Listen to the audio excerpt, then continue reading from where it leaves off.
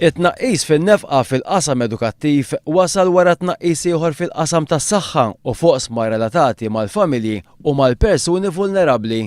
Fil-qasam tas-saħħa l-ispiża tnaqqset bi 8.5 miljun euro oħra u fl-oqsma relatati mal-familji u mal-persuni vulnerabbli l-ispiża tnaqqset b'1,400,000 euro oħra.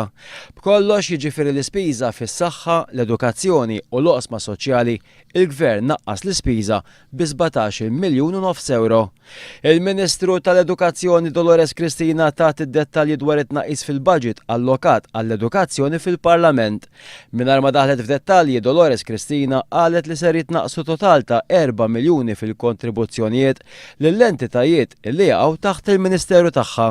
Daw jinkludu fost oħrajn l-ITC, il-Fondazzjoni għall-Iskejjel Tagħda, il-Junior College, l-Università, l-MCAST, il-Kunsill Malti għall-Isport, l-Arkivi Nazzjonali u l-Aġenzija Żgħażagħ. 1,400,000 euro ser jitnaqsu mill-fondi allokati għal programmi u inizjattivi edukattivi.